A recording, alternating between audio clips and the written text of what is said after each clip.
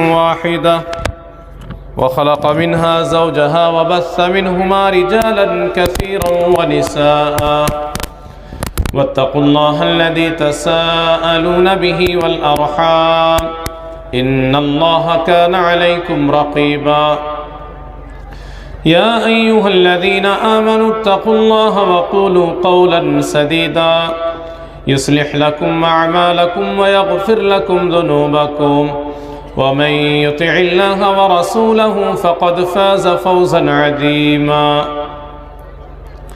أما بعد فإن خير الحديث كتاب الله وخير الهدي هدي محمد صلى الله عليه وسلم وشر الأمور محدثاتها وكل محدثة بدعة وكل بدعة ضلالة وكل ضلالة في النار. أعوذ بالله السميع العليم من الشيطان الرجيم. بسم الله الرحمن الرحيم. كتب عليكم القتال وهو كره لكم وعسى أن تحبوا شيئا وهو شر لكم وعسى أن تكرهوا شيئا وهو خير لكم وعسى أن تحبوا شيئا وهو شر لكم والله يعلم وأنتم لا تعلمون. نہایت ہی قدر کے لائق علماء کرام، بزرگوں، نوجوان دوستوں، پیارے بچوں اور پردہ نشی اسلامی ماں اور بہنوں، ہر قسم کی حمد و ثنا، تعریف و توصیف اللہ رب العالمین کے لیے لائق اور مناسب ہے، جو خالق کائنات ہے، مالک ارض و سما ہے اور سارے جہان کا رب ہے. اور درود و سلام نازل ہو تمام نبیوں اور رسولوں پر، خاص طور پر آخری رسول جناب محمد صلی اللہ علیہ وسلم پر بے شمار درود و سلام نازل ہو. اللہم صلی علیہ وبارک وسلم. رات کے اس حصے میں آپ لوگوں کے سامنے کچھ باتیں رکھنی ہیں. پہلے آپ سامعین سے ایک معاہدہ کرنا ہے. ابھی کووڈ-19 کے بعد جو ڈوز دیے گئے تھے اس میں تیسرے ڈوز کو کیا کہا گیا تھا؟ آپ لوگوں کو معلوم ہے؟ معلوم ہے بھائی؟ تیسرے ڈوز کو، ویکسین کو کیا کہا گیا تھا؟ کیا نام دیا گیا تھا اس کا؟ بوسٹر ڈوز اس کو کہتے تھے. یعنی بہت طاقت والا ویکسین ہے وہ، آپ بہت مضبوط ہو جائیں گے. یہ تیسرے ڈوز کا نام تھا اور اس کے پیچھے کا راز یہ تھا. جو بھی ہمارے سامعین اس وقت موجود ہیں، میں ان کے لیے یہی بوسٹر لے کر کے آیا ہوں، تیسرا ڈوز. آپ لوگ بوسٹر لینا پسند کریں گے؟ وہ ویکسین نہیں ہے، یہ دین کا ڈوز دینے کے لیے ہم آئے. لیکن جو عنوان میں نے آج سوچا ہے آپ کے لیے، وہ بوسٹر کی طرح ہے. تو کتنے لوگ ہیں جو یہ بوسٹر لینا چاہ رہے ہیں؟ ذرا ہاتھ اٹھا کے بتائیے تو پھر ہم اپنی بات شروع کریں. بھئی آپ لوگ جو لوگ بوسٹر لینا چاہ رہے ہیں، میں بوسٹر ڈوز دینا چاہتا ہوں، تو آپ میرا ساتھ دیجیے گا نا بھائی؟ ہاں، پھر پوری تقریر نہیں سنیں گے تو ڈوز ادھورا کام نہیں کرے گا. پوری تقریر سننی پڑے گی. اور میں یہ ہنسی کے طور پہ نہیں کہہ رہا ہوں، آپ پوری تقریر سن کر کے پھر اپنا فیصلہ آپ خود ہی سنائیے گا اپنے دوستوں کو کہ شروع میں جو میں نے بات کہی تھی اس میں کتنا دم ہے. آج ملک کے تناظر میں آپ بات کریں یا دنیا کے تناظر میں آپ بات کریں، میں فلسطین کو سامنے رکھتے ہوئے بات اپنی کر رہا ہوں، حالانکہ دنیا کے دیگر حصے بھی اس سے الگ نہیں ہیں۔ مسلمانوں کی جو حالت اور جو تصویر ہمارے اور آپ کے سامنے ہے وہ کوئی ڈھکی چھپی تصویر نہیں ہے۔ خود ہمارے اس وطن عزیز کے اندر جس طریقے کی خفیہ تدبیریں ہمارے خلاف جاری ہیں، اور اب تو خفیہ بھی نہیں کہہ سکتے، علی اعلان سب کچھ ہو رہا ہے، جس کے من میں جو آتا ہے وہ بول دیتا ہے، اور تعصب کی آندھی ہر طرف چل رہی ہے۔ آپ مسلمان ہیں تو ایک حق والی بات سر اٹھا کے آپ نہیں بول سکتے، آپ کے اوپر کارروائی ہو جائے گی۔ ان حالات کے تناظر میں میں آج اپنی گفتگو کرنے جا رہا ہوں۔ میں یہ کہنا چاہتا ہوں کہ مصیبتوں میں ہم آپ گھر گئے ہیں۔ بہت سارے مسلمان بھائی بڑے مایوس بھی ہیں کہ کیا ہوگا، ہمارا کیا ہوگا، ہمارے آنے والے بچوں کا کیا ہوگا، گھر کا کیا ہوگا، وغیرہ وغیرہ، بڑی فکر لاحق ہے۔ اور یہ حقیقت ہے، حالات ایسے ہی ہیں۔ ان حالات کو ذہن میں رکھتے ہوئے میں آپ کے سامنے اب بات شروع کرنے جا رہا ہوں۔ اپنا وعدہ مت بھولیے گا بھائی، پورا ڈوز لے کے جائیے گا۔ مصیبتیں یہ کیوں آتی ہیں، یہ پہلا سوال ہے۔ مصیبتوں میں ہم لوگ آج گھر گئے ہیں، مصیبتیں کیوں آتی ہیں؟ پہلا جواب تو یہ ہے کہ یہ ہماری بدعملی کا نتیجہ ہے۔ ابھی امیر محترم صاحب نے آپ کے سامنے وضاحت کی، اور ہم لوگ بھی اکثر اس پہلو کے اوپر روشنی ڈالتے ہیں، کیونکہ اللہ رب العالمین نے قرآن میں اس کا تذکرہ کیا ہے۔ ظہر الفساد فی البر والبحر بما کسبت ایدی الناس، بحر و بر میں فساد برپا ہے تمہارے ہاتھوں کی کمائی کی وجہ سے۔ تو اس لیے اللہ کی بات اس کو دہرانے میں کوئی جھجک نہیں ہے۔ تو اکثر ہم اس کا تذکرہ کرتے ہیں کہ ہمارے اعمال بڑے خراب ہیں، ہمارے اعمال بڑے خراب ہیں، تو اللہ کی سزا ہے۔ مصیبتیں کیا ہے بھائی؟ اللہ کی سزا ہے۔ غلط تو نہیں بولا میں نے؟ تو مصیبتیں کیوں ہیں؟ یہ ہماری بدعملی کا نتیجہ ہے، ہمارے برے اعمال کی سزا ہے۔ تو یہ ایک عذاب کی شکل ہے۔ اگر مصیبتیں عذاب ہیں تو کیا کرنا پڑے گا؟ اللہ نے وہ بھی کہہ دیا ہے۔ اگر وہ نہیں کریں گے تو مصیبتوں سے اپنا پیچھا چھڑا نہیں پائیں گے آپ۔ لِيُذِيقَهُمْ بَعْضَ الَّذِي عَمِلُوا لَعَلَّهُمْ يَرْجِعُونَ، تمہارے بعض گناہوں کی سزا کے طور پر ہم مصیبتیں نازل کرتے ہیں تاکہ تم کو تھوڑا مزہ چکھا دے، تو تم پلٹ کر کے آؤ میرے پاس، توبہ کرو، رو، گڑ گڑاؤ اور سدھر جاؤ۔ تو ہم لوگ سدھر رہے ہیں؟ اگر سدھر نہیں رہے ہیں تو مصیبتوں کا پیچھا چھوٹنے والا نہیں ہے۔ لیکن بہت سارے لوگ سدھرے ہوئے ہیں، ایسا تو نہیں کہ روئے زمین میں سبھی بگڑے ہوئے ہیں۔ ہمارے ملک میں بھی، اس مبارک پور کی سرزمین میں بھی بہت سارے اللہ کے نیک بندے بھی ہیں جن کے اعمال اچھے ہیں، جن کا عقیدہ اچھا ہے، جن کی توحید صحیح ہے، جو اپنے ایمان میں بہت مضبوط ہے۔ وہ اپنی جان دینا گوارا کر لیں گے لیکن سمجھوتا نہیں کر سکتے دین کے ساتھ، عقیدے کے ساتھ، توحید کے ساتھ۔ لیکن مصیبتوں میں وہ بھی گرفتار ہے، مصیبتوں میں وہ بھی گرفتار ہے۔ تو پھر اب اس کا پہلو بدل گیا۔ اب دوسرا جواب، مصیبتیں کیوں آتی ہیں؟ پہلا جواب عذاب کے طور پر، سزا کے طور پر۔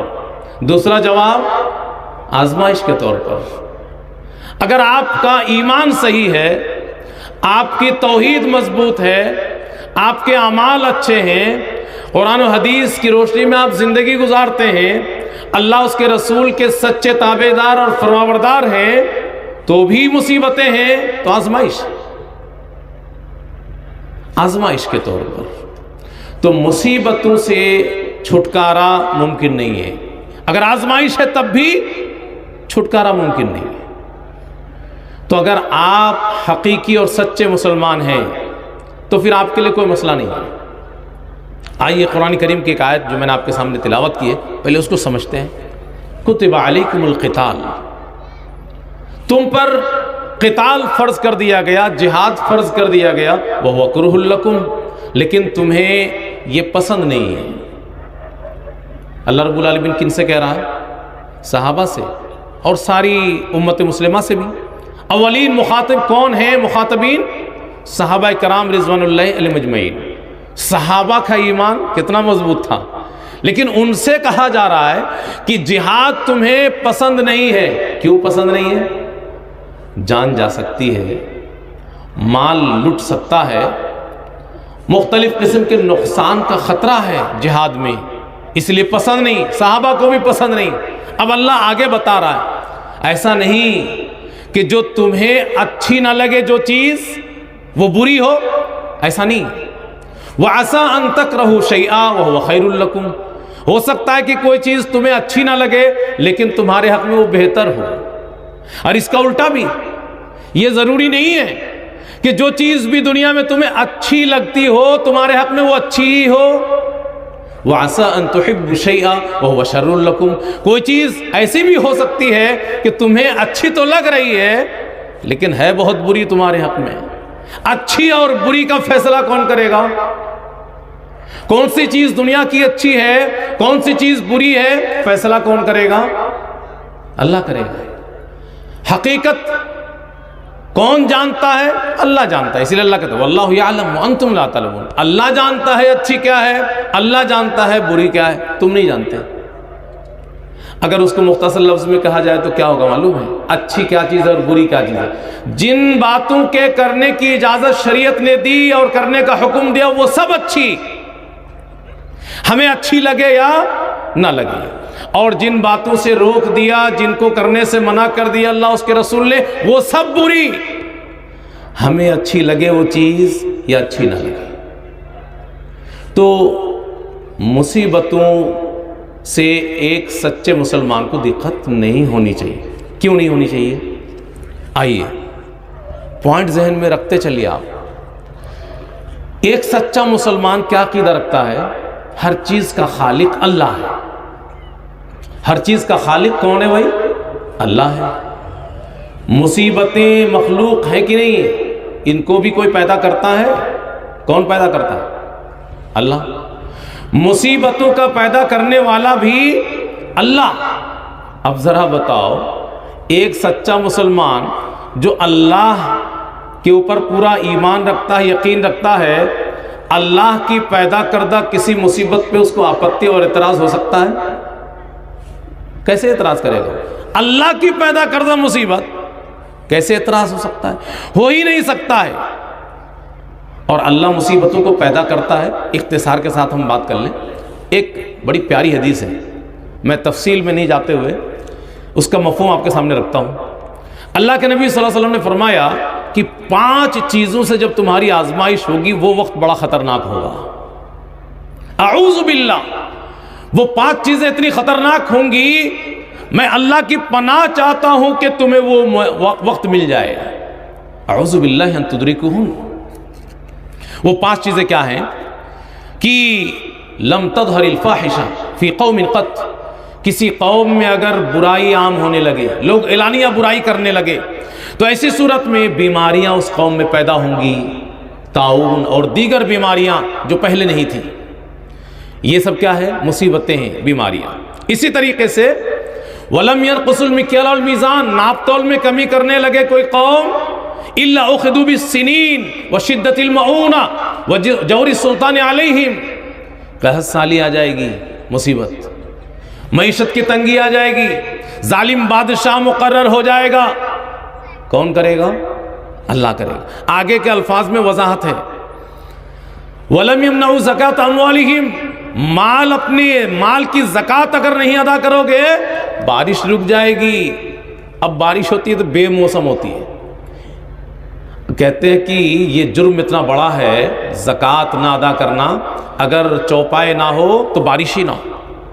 اسی طریقے سے اللہ اور اس کے رسول کا عہد اگر کوئی توڑے گی کوئی قوم تو الا سلط اللہ علیہم عدوا، اللہ کسی دشمن کو اس کے اوپر لا کر کے کھڑا کر دے گا اور ان کی ملکیت کو اپنے قبضے میں لے لے گا وہ دشمن۔ اگر دین کے ائمہ اللہ اس کے فیصلے کو نافذ نہیں کریں گے، اللہ اس کے رسول صلی اللہ علیہ وسلم کے، تو ایسی صورت میں اللہ مسلمانوں کو آپس میں لڑا دے گا۔ یہ سب مصیبتیں کون بھیجے گا بھائی؟ اللہ۔ خالق کون ہے مصیبتوں کا؟ اللہ۔ تو ایک مسلمان جو سچا مسلمان ہے، اللہ کی پیدا کردہ مصیبت سے اس کو کوئی آپتی، کیسے آپتی اعتراض کر سکتا ہے؟ اللہ رب العالمین نے مصیبت کو پیدا کیا ہے، تو اپنے عقیدے کو اپنا سدھاریے، پہلے اپنے عقیدے کو مضبوط کیجئے، ڈرنے کی ضرورت نہیں ہے۔ اللہ رب العالمین حی، زندہ ہے، قیوم ہے، لا تاخذہ سنۃ ولا نوم، نہ اسے نیند لاحق ہے نہ اسے اونگ لاحق ہے، سب دیکھ رہا ہے، بے خبر نہیں ہے کہ مسلمانوں کے ساتھ کیا ہو رہا ہے۔ ارے وہ خود مصیبتوں کو بھیج رہا ہمارے آپ کے اوپر۔ آگے دوسری بات کہ اللہ رب العالمین نے ان مصیبتوں کو بھیجا، اس کے بارے میں ایک بات کہہ دی ہے۔ کیا کہا ہے؟ کہ مصیبت کی سب سے بڑی شکل جس سے عام طور پہ ہم آپ ڈرتے رہتے ہیں کہ دشمن کا، مخالف کا ہمارے اوپر حملہ ہوگا تو نقصان ہو جائے گا، تو اسلام نے ہمارے عقیدے میں یہ بات رکھ دی ہے کہ یہ تصور دماغ سے مٹا دو کہ کوئی تمہارا نقصان کر دے گا۔ اللہ کے نبی صلی اللہ علیہ وسلم نے سکھاتے ہوئے کیا کہا معلوم ہے؟ وَاعْلَمْ أَنَّ الْأُمَّةَ لَوْ اجْتَمَعَتْ عَلَىٰ أَن يَنفَعُوكَ بِشَيْءٍ، اپنے دل میں گانٹھ باندھ کر کے اس کو رکھ لو، صرف کان سے سنو نہیں، پوری دنیا تمہارے خلاف کھڑی ہو جائے، تمہیں پوری دنیا مل کر کے نفع پہنچانا چاہے، فلاں چیز میں اس صاحب کا سپورٹ کر دیں گے، اس کو نفع ہو جائے، لم ينفعو، پوری دنیا مل کر کے تمہیں نفع نہیں پہنچا سکتی۔ سب لوگ مل کر کے نفع پہنچانا چاہیں گے تو اتنا ہی نفع ہوگا جتنا اللہ نے پہلے سے لکھ دیا ہے۔ لم ينفعوک الا بشیء قد کتبہ اللہ لک، پہلے ہی سے اللہ نے جو لکھا ہے اتنا ہی نفع ملے گا۔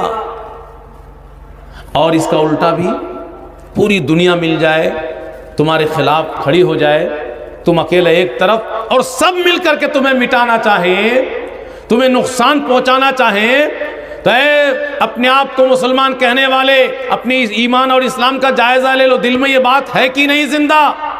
پوری دنیا مل کر کے تمہارا ایک بال بھی ٹیڑھا نہیں کر سکتی، لم یضرو، ذرا سا بھی نقصان نہیں ہوگا، اتنا ہی نقصان ہوگا قد کتبہ اللہ علیک، جتنا اللہ نے لکھ دیا ہے، اللہ نے پہلے سے لکھ دیا ہے۔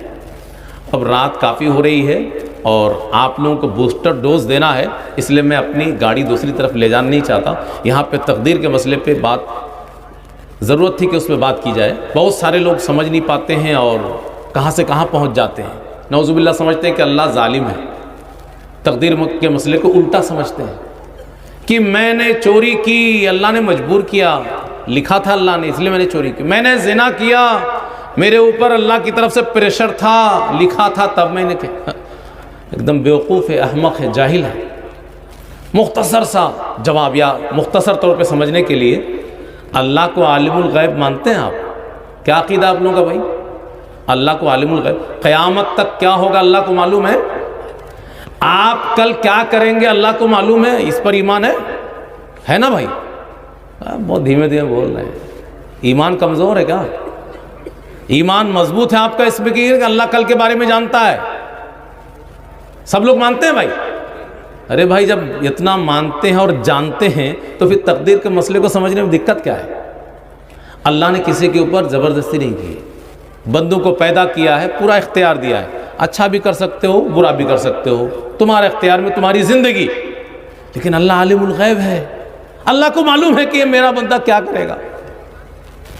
مانتے ہو آپ اتنا؟ اللہ کو معلوم ہے کہ اختیار تو دیا لیکن یہ کرے گا کیا، اللہ نے اسی کو لکھ کر کے کہا کہ تقدیر ہے، اس پر ایمان لاؤ۔ اللہ نے زبردستی نہیں کی ہے، اللہ نے علم غیب کو لکھ کر رکھا ہے، یہی تقدیر ہے۔ اب ایک سوال ہے کہ مولوی صاحب یہ تقدیر اللہ نے لکھا کیوں، اور ایمان کے 6 ارکان میں سے رکن بنا دیا، ایمان نہیں رکھو گے تو اسلام سے خارج، کیا ضرورت تھی؟ بہت سارے لوگ اسی تقدیر کے چکر میں گمراہ ہو گئے۔ اس کے پیچھے کا بھی راز بڑا پیارا ہے، جاننا چاہو گے آپ لوگ؟ بتا دیں، بہت پیارا راز ہے۔ تقدیر اللہ نے کیوں لکھی؟ ہمارے آپ کے فائدے کے لیے، ہمارے آپ کے فائدے کے لیے۔ کیا فائدہ ہے؟ اللہ نے قرآن میں اس کا اعلان کر دیا ہے، لِكَيْ لَا تَأْسَوْا عَلَىٰ مَا فَاتَكُمْ۔ ارے تقدیر وہ سہارا ہے کہ دنیا میں کتنی بھی بڑی مصیبت کا سامنا کیوں نہ ہو جائے، تمہیں جینے کا حوصلہ تقدیر سے ملے گا۔ لِكَيْ لَا تَأْسَوْا عَلَىٰ مَا فَاتَكُمْ۔ کچھ بھی تم سے فوت ہو جائے، ختم ہو جائے، کوئی چیز تمہاری لٹ جائے، تم حد سے زیادہ اس پہ افسوس نہیں کرو گے، فوراً تقدیر کے حوالے کر کے اپنے آپ کو ٹینشن فری کر لو گے، ارے یہ ہونا تھا، لکھا تھا، میں کیا کرتا۔ یہ آپ کے سہارے کے لیے، فائدے کے لیے اللہ نے تقدیر لکھا ہے۔ اور اسی طریقے سے ایک بڑی بیماری سے بچانے کے لیے، تکبر جانتے ہو آپ، بہت بڑی بیماری ہے، اللہ کو بہت زیادہ ناپسند ہے، اس قدر ناپسند ہے کہ قیامت کے دن رب العالمین ساتوں زمین کو دائیں ہاتھ میں لپیٹ لے گا اور اعلان کرے گا، چیلنج کرتے ہوئے، تکبر کرنے والوں کا آواز دیتے ہوئے کہے گا، انا الملک، بادشاہ میں ہوں، این المتکبرون، یہ بڑا بننے والے کہاں چلے گئے آج؟ قیامت کے دن چھوٹے چیٹی کے مانند متکبرین، فخر کرنے والوں کو بنا کر کے لوگوں کو ان کے اوپر چلوائے گا اللہ رب العالمین، سب رون دیں گے اپنے پیروں سے۔ تو دوسری بیماری کا علاج بھی ہے ہمارے آپ کے فائدے کے لیے کہ تکبر کی بیماری ہمارے اندر نہ آئے۔ وَلَا تَفْرَحُوا بِمَا آتَاكُمْ، کچھ بھی اگر ملا ہے وہ اللہ کی نوازش ہے، اللہ کا فضل ہے، اللہ کی رحمت ہے، تیرا کچھ نہیں ہے۔ یہ دل میں بات کہاں سے پیدا ہوگی؟ جب آپ تقدیر پر ایمان رکھیں گے۔ کچھ بھی مل جائے دنیا میں تقدیر کے حوالے، میرا کچھ نہیں اس میں، یہ تو اللہ نے لکھ رکھا تھا، مجھے ملنا تھا، مل گیا۔ اسی لیے اللہ نے تقدیر لکھا ہے۔ سمجھ میں آئی بات نہیں؟ چلیے بات کو آگے بڑھا رہے ہیں۔ بات چلی کہ اللہ رب العالمین نے تقدیر کیوں بنائی، وہ بات آپ کو سمجھ میں آ گئی۔ اب آگے مصیبتوں کو اللہ رب العالمین کیوں بھیجتا ہے؟ آزمائش کی بات کر رہے ہیں ابھی ہم، عذاب والی بات پیچھے رہ گئی۔ اگر عذاب کی شکل ہے تو اپنے اعمال کو سدھاریے، اگر آپ کے اعمال اچھے ہیں تو پھر آزمائش ہے۔ مصیبتیں اللہ کیوں بھیجتا ہے؟ آزمائش کے لیے۔ آزمائش اللہ رب العالمین کی طرف سے کیوں ہوگی اور کیسی ہوگی؟ ذرا بتائیے، اس دنیا میں کیوں آئے ہم لوگ؟ کیوں آئے بھائی؟ معلوم ہے؟ ارے بھائی امتحان دینے کے لیے آئے ہیں، معلوم ہے نا؟ اب امتحان دینے کے لیے آئے اور سوال کرتے کہ مولوی صاحب مصیبت کیوں آئے گی، آزمائش کیوں ہوگی؟ ارے بھائی امتحان دینے کے لیے آئے ہو تو امتحان دو نا۔ یہ آزمائش مصیبتوں کے ذریعے سے امتحان گاہ میں آزمائش تو ہوگی، مصیبتیں آئی ہیں آزمائش کے لیے، امتحان گاہ ہے۔ اب دنیا میں موج کریں، صرف اچھا وقت گزارنا چاہیں، وہی صرف آزمائش اچھی لگے گی؟ نہیں، اللہ ویسے صرف نہیں آزمائے گا، آزمائش اس سے بھی ہوگی، اچھا دے گا، اس میں بھی آزمائش ہے۔ یہ دنیا کی زندگی پوری آزمائش، لیکن آزمائش کی اصل شکل کیا ہے بھائی؟ مصیبتیں۔ دماغ میں آپ زور ڈالیے، پوچھئے کہ جب اللہ خوب نوازتا ہے تو آپ کو لگتا ہے کہ میری آزمائش ہوتی ہے؟ کسی کو نہیں لگتا۔ بہت کم لوگ ہیں بڑے خوش نصیب ہیں کہ حالات بڑے اچھے ہیں اور اس کے دل میں خیال پیدا ہوتا ہے کہ میری آزمائش ہو رہی ہے، وہ بہت بڑا انسان ہے۔ ورنہ عام طور پر جب اللہ نوازتا ہے اور اس سے آزماتا ہے، اس میں اکثر لوگ فیل ہو جاتے ہیں۔ کیوں؟ دماغ میں یہ رہتا ہی نہیں ہے کہ آزمائش ہو رہی ہے، اس کو تو لگتا ہے کہ دنیا ایسی ہوتی ہے۔ کچھ لوگ کہتے ہیں نا، قرآن میں نقل کیا ہے، دنیا میں اتنی اچھی زندگی تو آخرت میں اس سے بھی اچھی ہوگی۔ تو اس لیے اللہ کو زیادہ بھول جاتا آدمی، یہ زیادہ خطرناک ہے۔ لیکن آزمائش کا تصور مصیبت کے ساتھ جڑا ہوا ہے۔ آزمائش بولو تو آدمی کو لگتا ہے کہ پریشانی ہو تب آزمائش، ہاں یہ بھی آزمائش. اب دنیا امتحان گاہ ہے اور یہاں آزمائش نہ ہو، مصیبتیں نہ ہو، تو پھر کاہے کا امتحان؟ الذی خلق الموت والحیات لیبلوکم ایکم احسن عملا. اللہ نے اس دنیا کو اسی لیے بنایا، زندگی اور موت کا نظام اللہ نے اسی لیے نافذ کیا کہ آزمائش ہوگی، لہٰذا مصیبتوں کے ذریعے سے آزمائش ہوگی. چنانچہ دیکھیے اللہ نے قرآن میں جو نقل کیا ہے کہ آزمائش کیسے ہوگی، کون سی مصیبتیں آئیں گی. وَلَنَبْلُوَنَّكُمْ بِشَيْءٍ مِّنَ الْخَوْفِ وَالْجُوعِ وَنَقْصٍ مِّنَ الْأَمْوَالِ وَالْأَنفُسِ وَالثَّمَرَاتِ. ہم تمہاری آزمائش کریں گے ڈر سے. اب لوگ جو ہم لوگ کو دھمکاتے ہیں کہ بھائی کاغذ دکھاؤ، سی اے کی بات چلتی ہے، این آر سی کی بات چلتی ہے، نہیں تو ہٹا دیں گے یہاں سے. ڈرا ہی تو رہے ہیں، مسلمانوں کو مختلف طریقے سے ڈرا رہے ہیں اور آپ ڈرتے بھی ہیں. اگر آپ سچے مسلمان ہیں تو آزمائش ہے، ڈریے. والجوع، کئی سال سے لوگ بول رہے کاروبار نہیں چل رہا ہے، یہ بھی تو آزمائش کی ایک شکل ہے. بھوک مری سے آزمائش ہوگی، کاروبار ٹھپ ہو جائے گا، کام ہی نہیں چل رہا ہے. یہ سب تو کہنے کی باتیں ہیں. آج کتنے لوگ ہیں جو فاقہ کر رہے ہیں، کاروبار تو نہیں چل رہا، ٹھیک ہے. کتنے لوگ ہیں بھائی آپ کے محلے میں روز گھر میں گوشت کھانے کو مل رہا ہے اور کہہ رہے ہیں کہ بھائی کاروبار نہیں چل رہا. اللہ کھلا رہا پلا رہا ہے. شادیوں میں دیکھ لو آپ، ہر طرح کے پکوان، پہلے سے بھی زیادہ پکوان ہونے لگے ہیں. تو آزمائش ابھی ہوئی کہاں ہے؟ والجوع، بھوک میں تڑپنے لگیں گے آپ، حالات ایسے پیدا ہوں گے، آزمائش ایسے ہوگی. وَنَقْصٍ مِّنَ الْأَمْوَالِ وَالْأَنفُسِ وَالثَّمَرَاتِ، مال اور دولت ہی کی صرف کمی نہیں لائق ہوگی بلکہ جانیں بھی جائیں گی. بھیڑ آئے گی تمہارے خلاف، تمہارے محلے میں فساد برپا کرنے کے لیے، تمہاری لنچنگ ہو جائے گی. تیار رہو سب کے لیے مسلمانوں. اور آزمائش کس کی ہوگی یہ بھی سن لو آپ. میں نے کیا کہا ہے؟ سچے مسلمان کے لیے کوئی مسئلہ نہیں ہے. کیوں؟ یہ سب باتیں تو پہلے ہی سے اللہ نے آگاہ کر کے رکھا ہے، میں آپ کو الرٹ کر دیا ہے. کس کی ہوگی آزمائش؟ سخت سے سخت. جو جتنا بڑا دیندار اس کی آزمائش اتنی سخت. اشد الناس بلاء الانبیاء، نبی کریم صلی اللہ علیہ وسلم نے فرمایا کہ سخت ترین آزمائش نبیوں کی ہوگی. ثم الامثل فالامثل، پھر جو زیادہ دیندار ہوگا اس کی آزمائش اتنی ہی سخت ہوگی. بلکہ واضح لفظوں میں کہا فَإِن كَانَ فِي دِينِهِ صَلَابَةٌ، اگر دین مضبوط ہوگا، دین میں سختی ہوگی، زِيدَ لَهُ فِي الْبَلَاءِ، تو اس کی آزمائش بڑھا دی جائے گی. کچھ ہمارے بھائی 5 وقت نماز پڑھتے ہیں اور مصیبتوں میں گھرے رہتے ہیں. کہتے ہیں مولوی صاحب ارے ہم نماز بھی پڑھتے ہیں، روزہ بھی رکھتے ہیں، زکوٰۃ بھی دیتے ہیں، اور مال نہیں ہے تو وہ بھی صدقہ خیرات کرتے ہیں، لیکن مولوی صاحب پریشان ہی رہتے ہیں. یہ اللہ کو ہم ہی ملے تھے کیا؟ بہت سارے لوگ ایسا مل جاتے ہیں، کیا بولتے ہیں اللہ کو ہم ہی ملے تھے کیا؟ نماز بھی پڑھتے ہیں تب بھی پریشان رہتے ہیں. وہ اپنے ایمان کی خبر لے. جو ایسی باتیں کرتا ہے یا تو وہ صحیح معنی میں عمل نہیں کر رہا ہے، وہ رسم نبھا رہا ہے، وہ رسم نبھا رہا ہے اور اللہ کی سزا بھگت رہا ہے، وہ عذاب اس کے اوپر آ چکا ہے.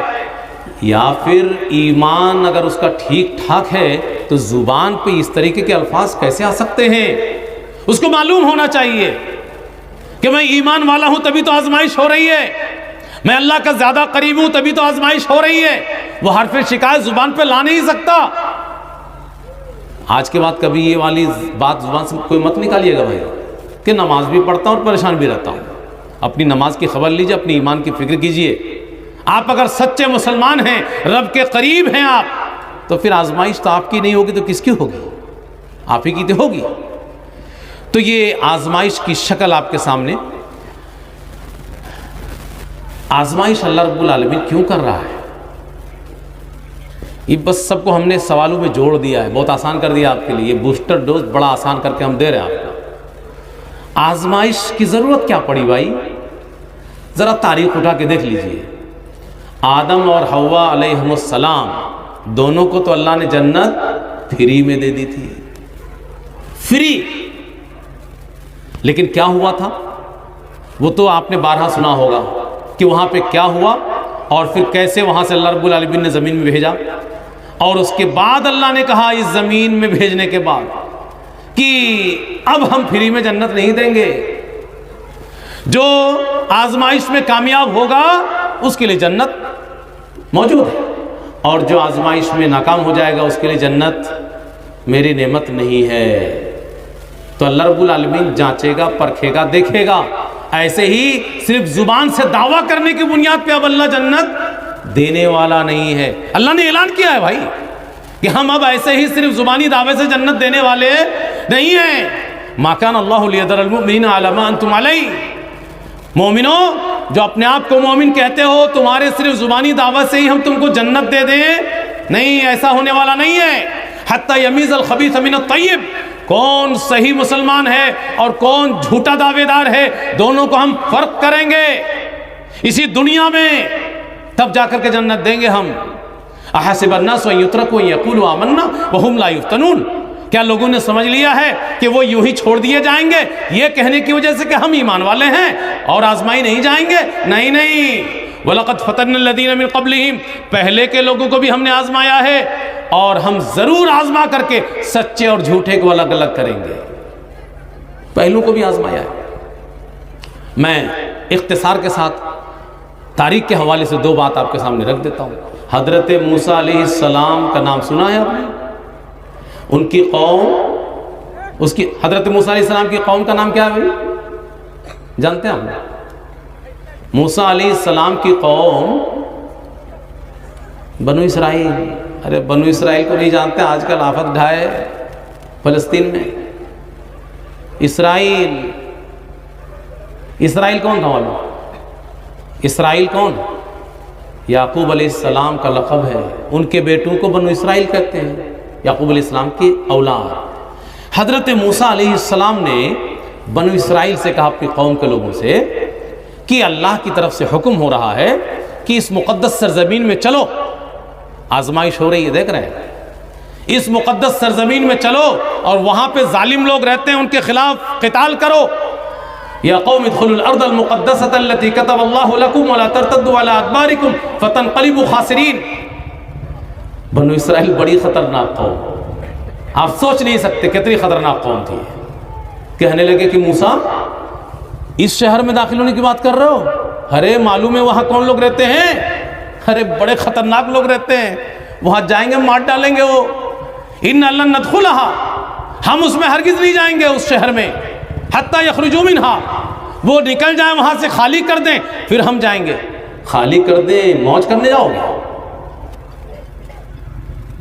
لوگوں نے سمجھایا بھی، کچھ لوگ، ارے بھائی چل کے تو دیکھو، اللہ کی مدد آئے گی، اللہ پہ ایمان مضبوط کرو، بھروسہ کرو۔ بنو اسرائیل نے کیا جواب دیا تو معلوم ہے؟ اِنَّا لَن نَدْخُلَهَا أَبَدًا مَا دَامُوا فِيهَا، جب تک یہ لوگ خطرناک قوم اس شہر میں ہیں ہم جانے والے نہیں ہیں۔ بلکہ کہا فَاذْهَبْ أَنْتَ وَرَبُّكَ، اے موسیٰ تو چلا جا اور تیرا رب چلا جائے، ہم لوگ یہیں بیٹھے ہیں، جب قلعہ فتح کر لینا پھر بلانا۔ فَاذْهَبْ أَنْتَ وَرَبُّكَ، تو چلا جا، تیرا رب چلا جائے، فَقَاتِلَا، تو دونوں جا کے لڑ لے، إِنَّا هَا هُنَا قَاعِدُونَ، ہم یہیں بیٹھے رہیں گے۔ یہ خطرناک قوم تھی، آزمائشی تو ہو رہی تھی ان کی، اللہ کی مدد آتی اگر اللہ کے حکم کے مطابق وہ قوم آگے بڑھتی۔ اسی قوم کا ایک واقعہ قرآن میں نقل ہوا ہے کہ وقت کے نبی سے لوگوں نے کہا، حضرت موسیٰ علیہ السلام کے زمانے کے بعد، بنو اسرائیل ہی کا واقعہ ہے، کہ اللہ سے کہیے کہ اللہ ہمارے لیے کسی بادشاہ کو بھیج دے، ہم لوگ بھی جہاد کریں گے۔ تو وقت کے نبی نے کہا کہ ایسا تو نہیں کہ اللہ کا نبی آ جائے تو تم اپنی بات سے پھر جاؤ اور جہاد نہ کرو۔ تو کہنا کیسی بات کرتے ہیں، ہمارے ساتھ بڑا غلط ہوا ہے، ہماری بستیوں سے ہمیں نکالا گیا، ہمیں مارا گیا، پیٹا گیا، ہم کاہے جہاد نہیں کریں گے؟ ٹھیک ہے بھائی۔ وقت کے نبی نے کہا کہ ان اللہ قد بعث لکم طالوت ملکا، یہ طالوت ہے، اسی کو اللہ نے بادشاہ بنایا ہے۔ بنو اسرائیل کی دیکھیے کیسی قوم تھی، کہنے لگا اچھا یہ بادشاہ بنے گا ہم لوگوں کا، یہ ہمارا بادشاہ بنے گا، یہ اس لائق ہے؟ ارے ہم اس سے زیادہ ہم ہی لائق ہیں بادشاہ بننے کے۔ تو نبی نے کہا کہ کیسی باتیں کر رہے ہو بھائی، اللہ نے ان کو چنا ہے، اور بادشاہت کے لیے کوئی دولت اور شہرت اور یہ فلاں یہ سب کی ضرورت تھوڑی ہوتی ہے، اللہ کا انتخاب ہے، اللہ نے ان کو چنا ہے، اور طاقت میں جسم میں یہ مضبوط ہیں، علم میں یہ آگے ہیں، اور اللہ جس کو چاہے بادشاہ بنائے۔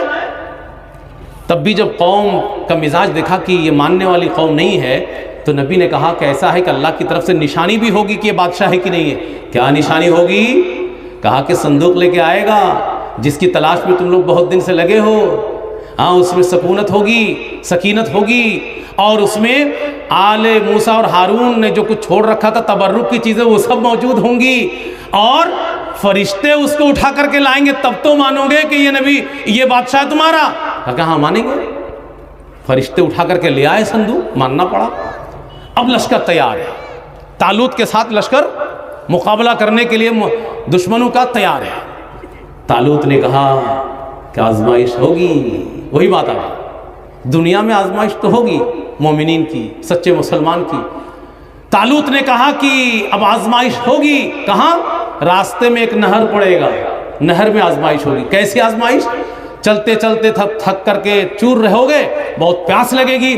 اللہ کی طرف سے آزمائش یہ ہوگی کہ تھوڑا سا پانی پینا ہے چلو بھر لے کر کے، خوب سیراب ہو کے نہیں پینا ہے. اللہ دیکھنا چاہتا ہے کہ اللہ کے اس حکم کو مانتے ہو کہ نہیں مانتے ہو. چل پڑے سب. نہر تک پہنچتے پہنچتے سب کی حالت خراب تھی. جیسے ہی نہر پہ پہنچے سب پانی پہ ٹوٹ پڑے، بھول گئے آزمائش کیا ہے. خوب پیا چند لوگوں کو چھوڑ کے جن کو سبق یاد رہا کہ یہ تو نہر آزمائش ہے. خوب پیا. خوب پینے کے بعد قالوا لا طاقت لنا اليوم بجالوت وجنوده، کہنے لگے کہ طالوت، یہ جو جالوت اور اس کے لشکر کا مقابلہ اب ہم سے نہیں ہو پائے گا. اب تو ہمیں نیند آ رہی ہے، آرام چاہیے. چند مٹھی بھر لوگوں نے کہا کہ تم آرام کرتے رہو، تمہاری ضرورت نہیں ہے، ہم چند لوگ ہیں، ہم لڑیں گے اور جیتیں گے. کم من فئۃ قلیلۃ غلبت فئۃ کثیرۃ باذن اللہ. اللہ کی مدد سے جیت اور ہار کا فیصلہ ہوتا ہے، تعداد کی بنیاد پہ نہیں ہوتا. ہم جیتیں گے، لڑیں گے. چل پڑے. اللہ سے دعا کہ اللہ یہ مٹھی بھر لوگ ہم لوگ بچے ہیں، سب تو ڈھیر ہو گئے پانی پی کر کے. اے اللہ مدد فرما، ہمیں ثابت قدم رکھ کافروں کے خلاف. اللہ نے دعا سن لی. فہزموہم باذن اللہ. ان لوگوں نے جالوت کے لشکر کو شکست دے دی، اور داؤد علیہ السلام نے جالوت کا قتل کر دیا. وقتل داؤد جالوت. آزمائش ہوئی. ارے آزمائش ہماری آپ کی ہوئی کہاں ہے؟ اللہ نے جو جنت کے سلسلے میں اعلان کیا، معلوم ہے آپ کو کتنا بڑا اعلان ہے کہ اتنی ہلکی پھلکی آزمائش سے جنت ملنے والی ہے؟ نہیں. ام حسبتم ان تدخلوا الجنہ ولما یاتکم مثل الذین خلوا من قبلکم. تم سمجھے ہو کہ ایسی جنت مل جائے گی؟ تمہارے اوپر وہ حالات ابھی آئے کہاں ہیں آزمائش والے، جو تم سے پہلے کے لوگوں کے اوپر حالات آ چکے ہیں. مستهم البأساء والضراء وزلزلوا. ان کے اوپر مصیبتوں کے وہ پہاڑ ٹوٹے اور انہیں ایسا جھنجھوڑ دیا گیا، ہلا دیا گیا، مظالم کے وہ پہاڑ توڑے گئے ان کے اوپر کہ رسول کے ساتھ ایمان والے سب چیخ پڑے متی نصر اللہ، اللہ کی مدد کب آئے گی. اللہ کے نبی صلی اللہ علیہ وسلم نے کیا کہا تھا جب بعض صحابہ نے ذکر کیا اللہ کے رسول اللہ کی مدد کب آئے گی، اتنا ظلم ہو رہا ہے، تو اللہ کے رسول صلی اللہ علیہ وسلم کا چہرہ لال ہو گیا اور کیا کہا کہ پرانی قوموں کی تاریخ اٹھا کر کے دیکھ لو ان کے ساتھ کیا ہوا ہے. انہیں آڑیوں سے 2 حصے میں چیر دیا گیا، لوہے کی کنگھیوں سے ان کے جسم کے گوشت نکال کر کے پھینک دیے گئے، اور تم ابھی سے میدان ہارنے لگے ہو، بے صبرا بن رہے. جنت ایسے نہیں ملے گی. آئیے ذرا جنت کی بات کر لیتے ہیں. اتنی سخت آزمائش جنت کے لیے اللہ کیوں لے رہا ہے؟ پھر سوال، اتنی سخت آزمائش جنت کے لیے؟ ہاں، جنت کوئی معمولی چیز نہیں ہے. جنت کیا ہے معلوم ہے؟ اللہ کے نبی صلی اللہ علیہ وسلم فرماتے ہیں کہ اللہ نے کہا، کیا کہا اللہ نے؟ اعددت لعباد الصالحین. میں نے اپنے نیک بندوں کے لیے، سچے مسلمانوں کے لیے جو جنت تیار کی ہے وہ کیا ہے؟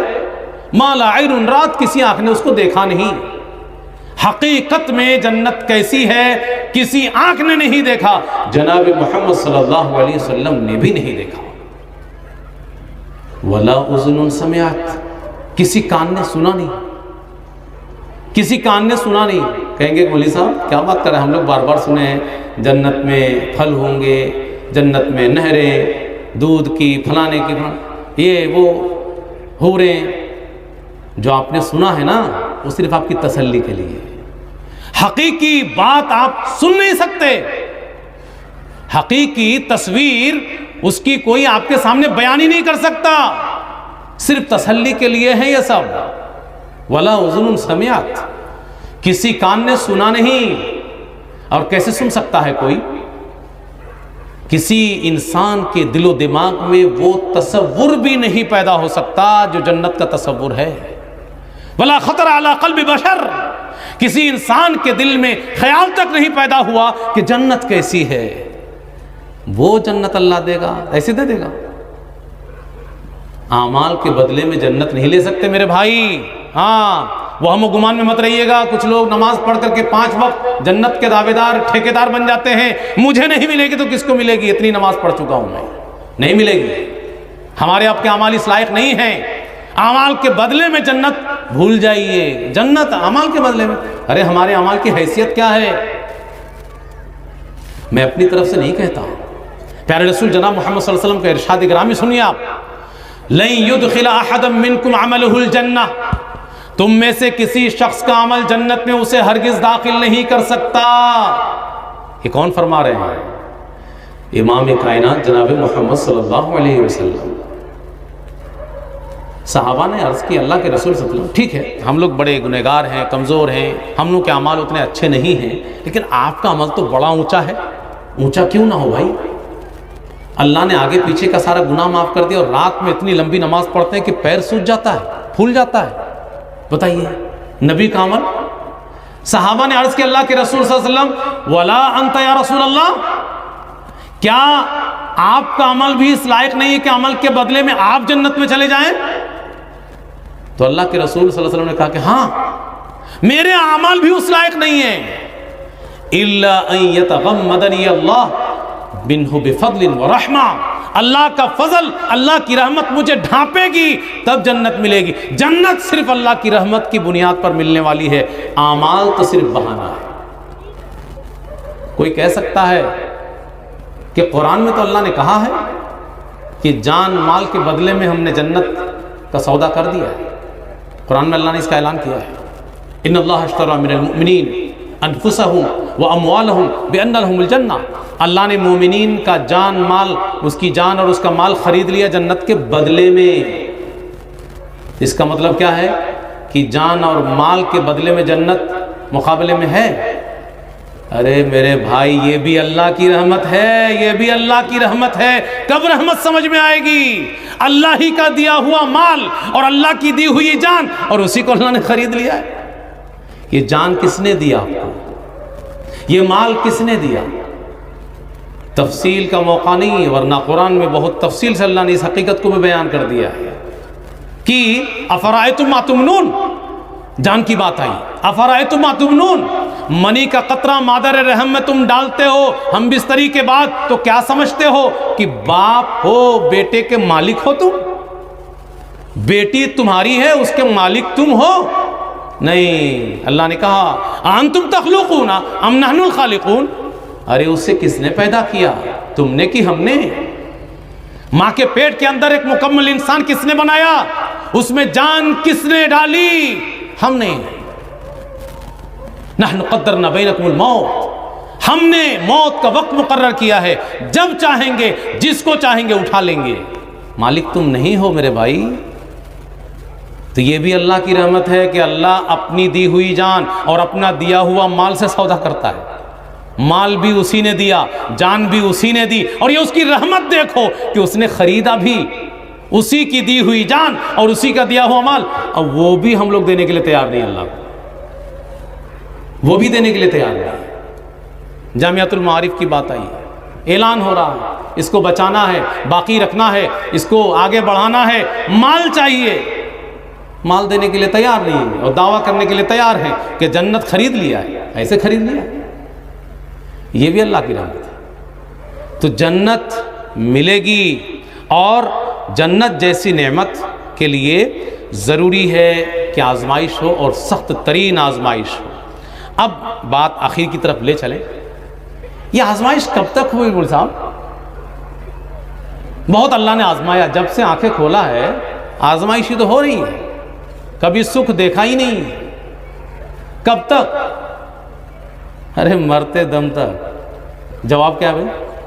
مرتے دم تک آزمائش. ہاں تیار رہو میرے بھائی، سچا مسلمان ہو ٹینشن فری ہو جاؤ، آج کے بعد یہ بوسٹر ڈوز لے کر کے جاؤ، ٹینشن فری ہو کر کے زندگی گزارو، تیار رہو۔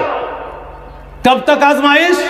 ما یزال البلاء بالمؤمن والمؤمنہ، اللہ کے نبی صلی اللہ علیہ وسلم کا اعلان ہے، مومن ہو مرد ہو کی عورت، مصیبتیں تمہاری زندگی کا حصہ ہیں۔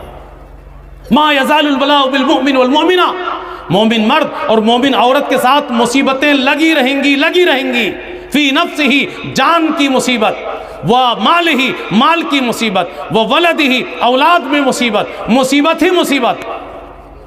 کب تک؟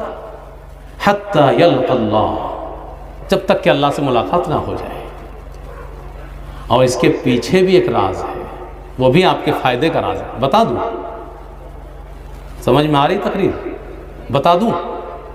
یہ مصیبتیں مرتے دم تک، اس کے پیچھے کا راز اللہ ہمیں پیور بنا رہا ہے، خالص۔ گناہ کرتے ہیں کہ نہیں آپ لوگ؟ ارے میں بھی اپنے آپ کو شامل کر لیتا ہوں، گناہ ہو رہا ہے کہ نہیں ہم لوگوں سے؟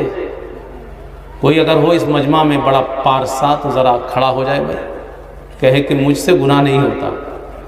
ارے انسان ہے پھر گناہ نہیں ہوگا، انسان ہے گناہ نہیں ہوگا۔ مولانا امام ابن قیم رحمہ اللہ انہوں نے کیا کہا کہ اگر کوئی شخص کہتا ہے کہ مجھ سے گناہ نہیں ہوتا تو وہ سب سے بڑا جھوٹا مکار ہے۔ انسان ہے پھر گناہ نہیں ہوگا، گناہ ہوگا۔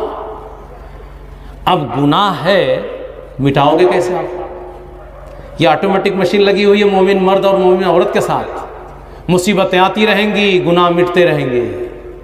مصیبتیں خیر ہیں مومن کے حق میں، مصیبتیں آتی رہیں گی اور گناہ مٹتے رہیں گے، حتی یلقى اللہ وما علیہ خطیہ، مرتے دم تک مصیبت اس کی زندگی میں رہے گی اور سارے گناہ مٹ جائیں گے۔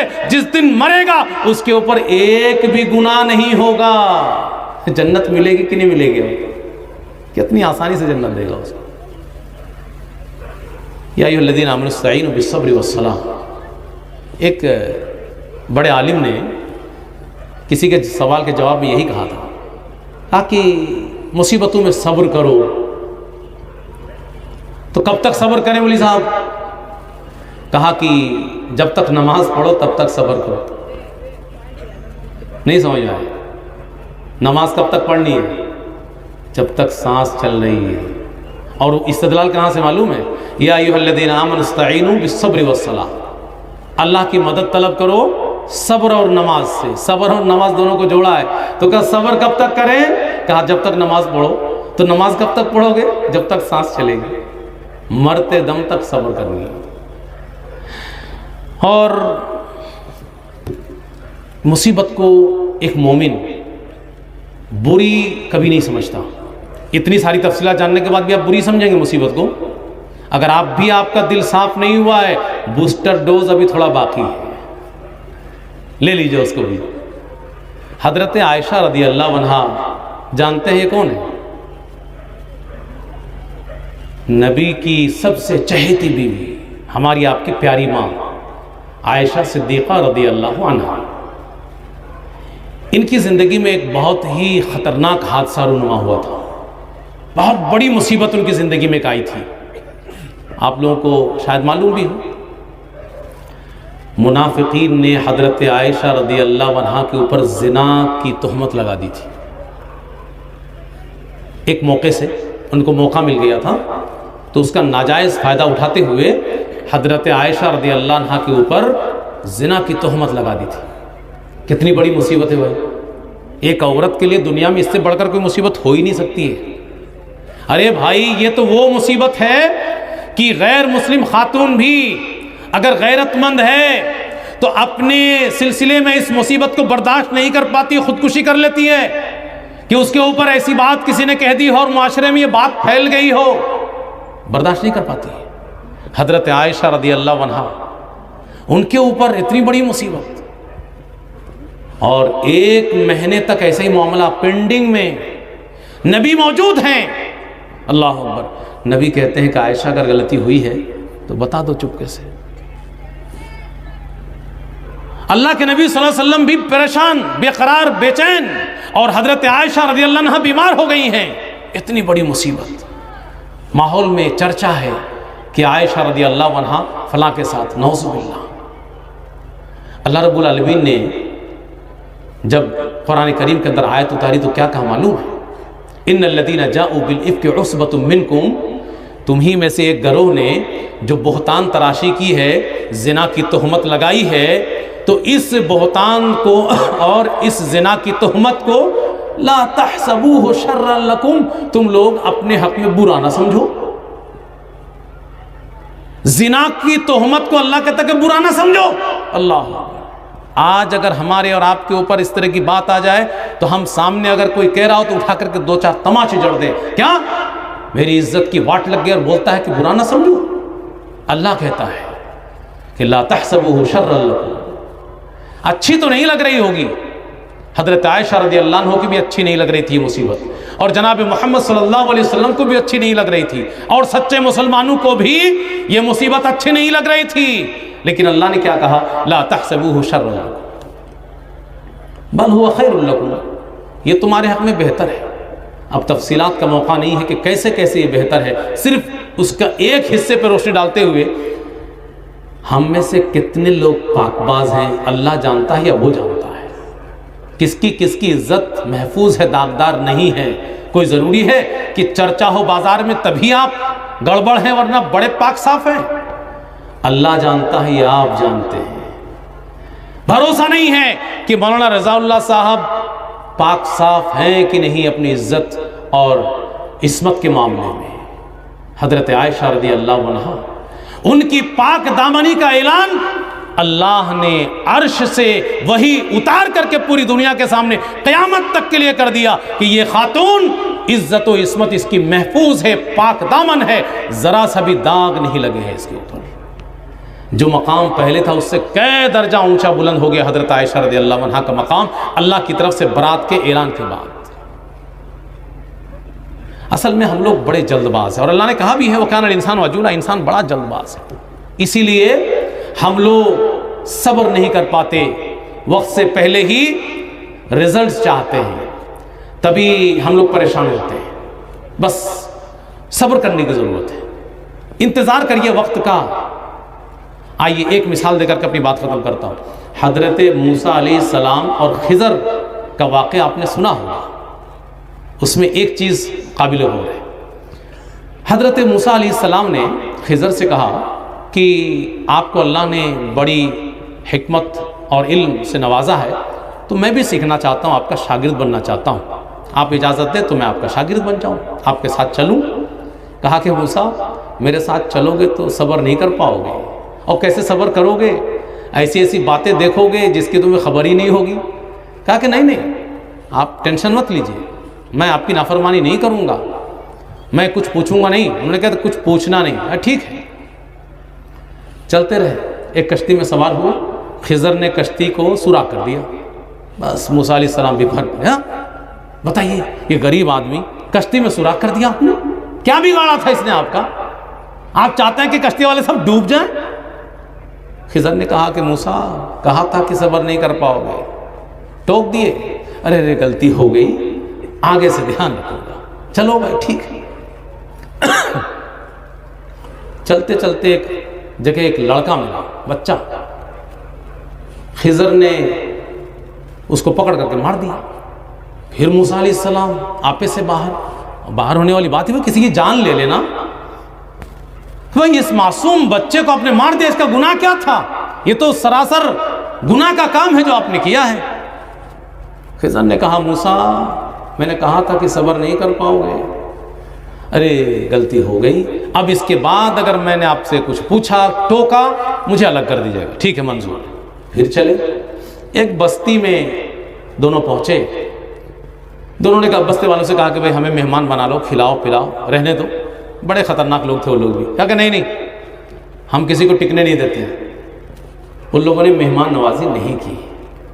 اب اس بستی سے جب نکلنے لگے تو ایک دیوار ٹیڑھی تھی، گرنے والی تھی، خضر نے پکڑ کر کے دیوار کو سیدھی کر دیا۔ پھر موسیٰ علیہ السلام کا غصہ 7ویں آسمان پہ، ارے ایسے لوگوں کی مدد کر رہے ہیں آپ، اتنے خراب لوگ جنہوں نے کھانا پوچھا نہ پانی پیچھا، رہنے کے لیے جگہ نہیں دی، مہمان نوازی سے صاف انکار کر دیا، काहे के लिए अरे अगर आपको करना ही था तो उसका पैसा ले लेते कम से कम, ऐसे लोगों के साथ हमदर्दी करने की क्या जरूरत थी।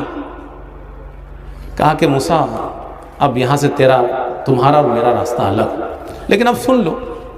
मूसा अलैहिस्सलाम जो सब्र नहीं कर सके तो वही हम लोग भी बेसब्रा लोग। कहा कि सुन लो, कश्ती में सुराख क्यों किया था मालूम है?